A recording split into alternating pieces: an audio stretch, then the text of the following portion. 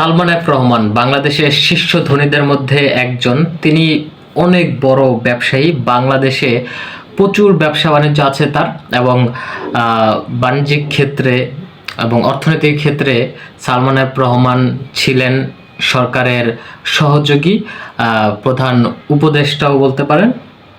কিন্তু তার পরিণতি কিন্তু খুব একটা ভালো হয় নাই। তার কাছে সম্মান ছিল, তার কাছে টাকা ছিল এবং তার একটা খ্যাতি ছিল। এগুলো কিন্তু লাস্ট পর্যায়ে কোনো কিছুই কাজে লাগে নাই।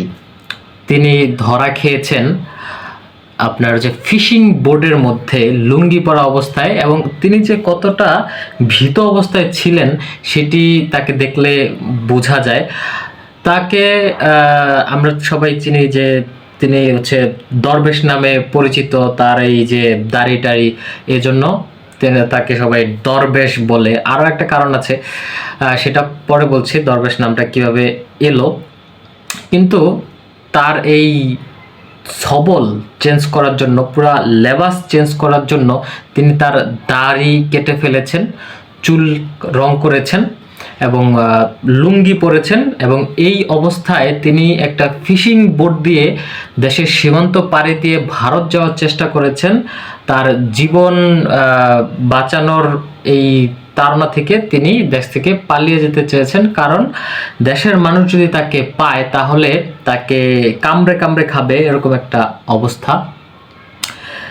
সো এই যে দরবেশ নামটা আসলো, দরবেশ নামটা কিন্তু সর্বপ্রথম সংসদে পরিচিতি পেয়েছে আন্দালিব রহমান পার্থ থেকে। তিনি সর্বপ্রথম এই নামটা দিয়েছে, তারপরে সবাই এই নামটাকে গ্রহণ করেছে, কারণ তার যে লেবাস ছিল সেই লেবাসের সাথে দরবেশ নামটা খুব মিলে যায়।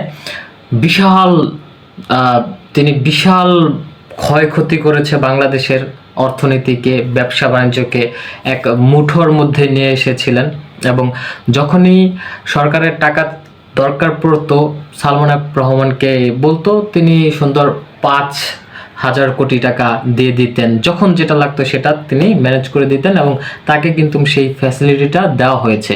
কিন্তু এই যে তার লাক্সারিয়াস লাইফ, এত টাকা, এত দামি দামি গাড়ি, এত বিলাসবহুল বাড়ি, এগুলো দিয়ে এখন কি হবে? এখন তার হচ্ছে জেলের ভিতরে পচতে হবে।